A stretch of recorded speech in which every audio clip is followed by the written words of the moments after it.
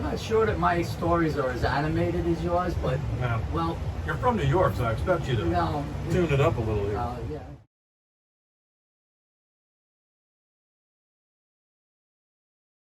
Got out of boot. I went to Millington, Tennessee. Went to school. Went to school for about, I guess, 5 months. Then I got to Cherry Point, which I got to visit yesterday again. And was there for about 2 weeks. And I got to decide whether I wanted to, I was Swinging with the wind. So I was a 60-55 hydraulics mechanic. We taught on the 8 floors. I picked Hilos because all my friends were with you. And that's really why I picked Hilos. I ended up in New River. I started out in HMM 261, which was the Raging Bulls. Did about 6 months with them. And the Knights were looking to make crew chiefs. So I got into HMM 64, which is the Knights. The Knights are now gone. The Bulls are part of 263, which are now Offsprings up there. And my time in the Marine Corps was, I think, more of a party than it was more of like an action type thing, because we were we were doing the swoop. I don't know if a lot of you guys remember that. Swoop a lot. All the time. 13 So hours. I'm just kind of skimming through it all. So lo and behold, around the end of '82, we find out we're going on the mule. We went on the 22nd mule, and we ended up. We thought we were going to go to Italy and go to Spain, but we ended up Slam Italian chicks. in beautiful downtown Beirut. And Yeah. Joy is in the sun. I got to go on the rust-bitten USS Guadalcanal for a little over 6 months. Yeah, a lot of duty. Yeah. So anyway, we get to Beirut and we started doing our missions back and forth. And during the Ronald Reagan administration, we were not allowed to fire back. It was part of the problems that you guys were at least able to lock the load. We were not. We were not able to fire back. Cold War. I was under Captain Myron T. Marlin from Jacksonville, Florida, who was a great pilot, great guy. I kind of lost touch with him, but if he's out there, look me up. But we had a lot of fun together. But anyway, he told me one day, he said, you know what, Seaman, the next time a round goes through this bird, I don't give a shit. start firing back. And we did. We had to keep on the road. Yeah, we weren't really supposed to fire back. Yeah. Kind of a. We did a lot of missions back and forth. We did unfortunately have a couple of Marines that got hit. We had to bring back which was not a lot of fun. Not good memories. Yeah.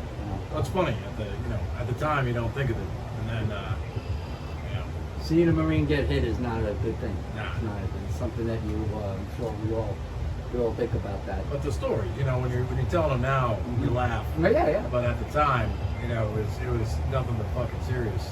Funny when you can stop and laugh at it. You've been in country too long when you start laughing in the middle of it. That's when you're like, and you get there. Story about you guys like pegging fucking kids with candy and shit. We were feeding the locals. And that's a tough one. You weren't trying to be mean, but kids would swarm you, man. I mean, not for nothing, man. They didn't have shit. Peace and love and fucking Muslims, but I tell you throw a box of MREs in front of a bunch of kids playing soccer, they'll beat the shit out of each other. Well, to interject, we did that. We were there during Christmas time, and we did a lot of that. I've got a different meaning. More in a Vietnam era, but that was kind of like held over towards us too. We kind of like try to do. Listen, you want to try to be nice to people. You don't want to terribly. Yeah, you try to understand the culture, man. I think that's one of the things that I think I like to think allowed me to bring my section home was we tried to understand the culture, and you get on, you kind of catch more flies with honey kind of thing. I mean, in no way if anyone knows me, in no way were we handing out smiles and lollipops, but but you understand what's going to cause a problem before there is a fucking problem, where there needs to be a problem, and you need cooperation from people.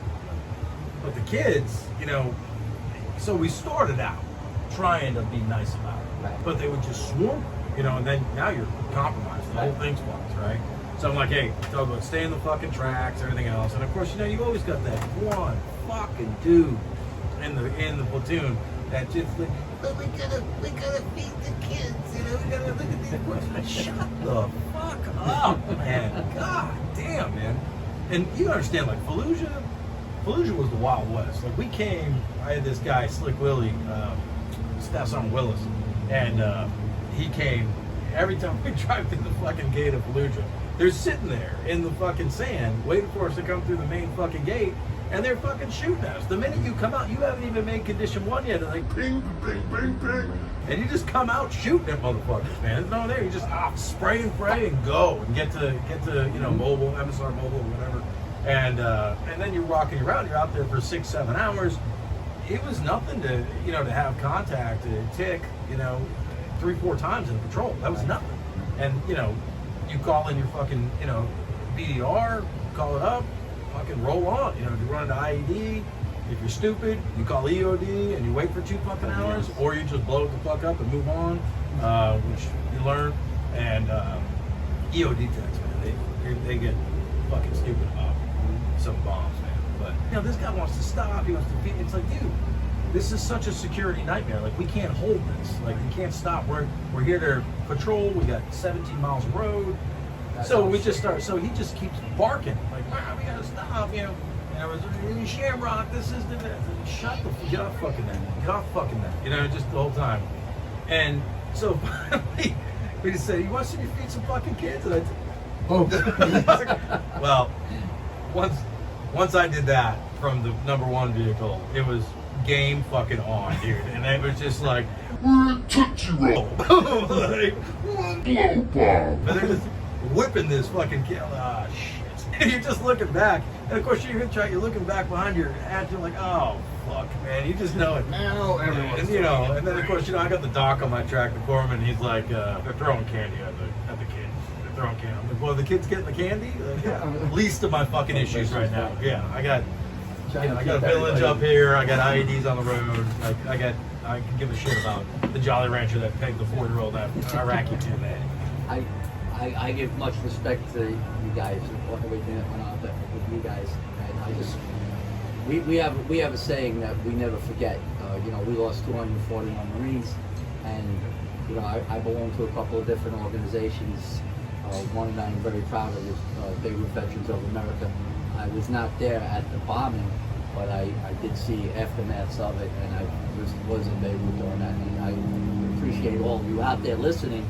Just, you know, try to remember October 23rd. I think a lot of Marines do that now, but you know, it's not like it's one of those gray areas, I think, where people kind of forget it. Definitely the civilians do. I know the Marines keep it to their heart, to their best, like we do with all, you know, with Incheon and Iwo Jima and Fallujah and all of that, you know. But I think sometimes the civilian world forgets about Beirut, and Beirut really was the first involvement with terrorism and stuff like that, where we had to deal with that type of shit. The civilian world tends to forget about a lot of shit.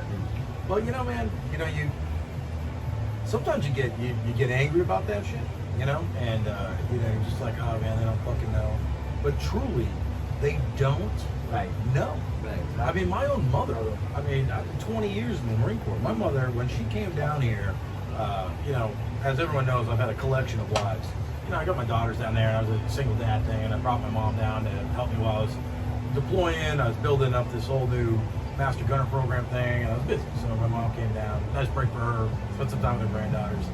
But she was just, you know, up in Massachusetts, you know, all these people love to be super patriotic, and they hang their flags and Gold Star mothers and all this stuff, right?